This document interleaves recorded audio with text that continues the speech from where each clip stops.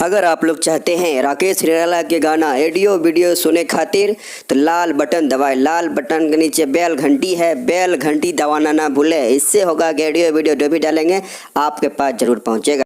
1 तारीख थी। पति अपनी सैलरी लेकर शाम को थका हुआ घर आया। पत्नी इसी इंतजार में थी कि कब पति आएगा। पत्नी ने उसके आते ही उसे गर्मा गर्म चाय पिलाई और पूछा कि सैलरी आ गई होगी आपकी आज तो। पति मुस्कुराहट के साथ बोला कि हाँ, और इस महीने ओवर टाइम का 12,000 रुपए बोनस भी मिला है। पत्नी की खुशी का ठिकाना नहीं रहा। पत्नी मीठी आवाज में बोली, क्या हम इस रविवार को शॉपिंग कराए? तो पति बोला कि ठीक है, लेकिन सिर्फ एक शर्त पर, कि यदि तुम हफ्ते में कम से कम एक बार मेरी मां से फोन पर बात कर उनका हाल पूछोगी तो। पत्नी ने दबी आवाज में हाँ कर दी। पति सिर्फ ये चाहता था कि उसकी मां और उसकी पत्नी के बीच जो भी अनबन है वह दूर हो जाए। ठीक 2 मिनट बाद पति के मोबाइल पर मां का फोन आया। उधर से मां बोली, कैसे हो बेटा? बेटा बोला, मां मैं ठीक हूं।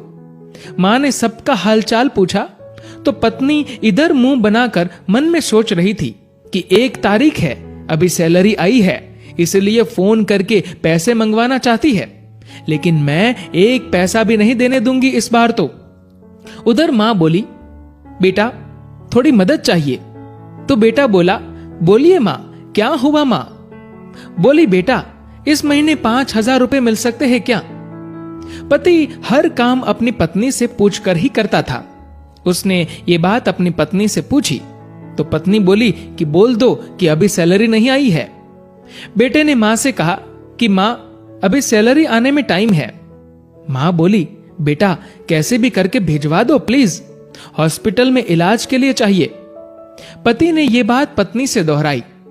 पत्नी बोली, मां से बोल दो कि सरकारी हॉस्पिटल में इलाज करवा ले। पति ने मां को यही सलाह दी तो मां बोली, बेटा उधर इलाज सही से नहीं होता और वह ध्यान भी नहीं रखते। इस बार तो पत्नी को गुस्सा आ गया और वह अपने पति से बोली कि बोल दो उन्हें कि हमारे सर पर पहले से इतना बोझ है और अब इससे ज्यादा हम सह नहीं पाएंगे, इसीलिए सरकारी हॉस्पिटल में ही इलाज करवाओ। पत्नी के शब्द बिगड़ गए ये बोलते हुए कि वैसे भी 4-5 दिन की मेहमान है।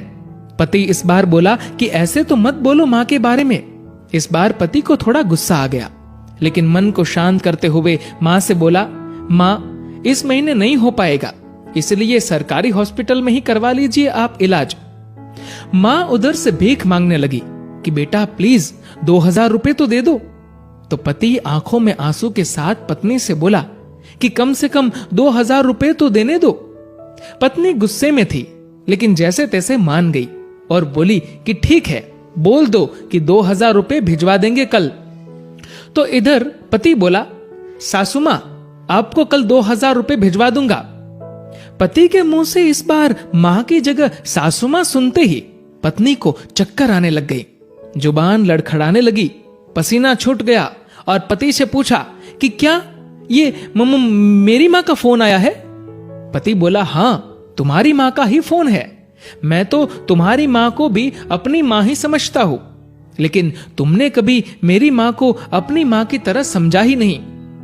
पत्नी इस बार जोर से रो पड़ी और फोन में माफी मांगने लगी कि मुझे माफ कर दो मां, मुझसे बहुत बड़ी गलती हुई है। तो उधर से मां बोली, बेटी यदि सिर्फ एक मां का दिल दुखाया होता तो माफ कर देती, लेकिन तुमने तो आज एक नहीं बल्कि 2 मां का दिल दुखाया है। यदि आज मैं तुम्हें माफ भी कर दूं तो भी ऊपर वाला तुम्हें माफ नहीं करेगा। दोस्तों, ऐसा माना जाता है कि अगर ऊपर वाला भी मां का कर्ज चुकाने आ जाए तो वो भी कंगाल हो जाए। एक मां खुद मौत के मुंह में जाकर जिंदगी को जन्म देती है। उस मां का सम्मान करे। मां तो मां होती है, उसको मरने से पहले जीते जी ना मारे। दोस्तों, इस कहानी को लेकर आपकी क्या राय है नीचे कमेंट करके जरूर बताएगा। और दोस्तों, अगर आपको ये वीडियो अच्छा लगा हो तो इस वीडियो को लाइक करेगा और ज्यादा से ज्यादा लोगों तक शेयर करेगा। और दोस्तों, ऐसे ही और भी इंस्पिरेशनल वीडियोस के लिए सब्सक्राइब करें हमारे यूट्यूब चैनल को और फेसबुक पर फॉलो करें हमारे पेज को। धन्यवाद।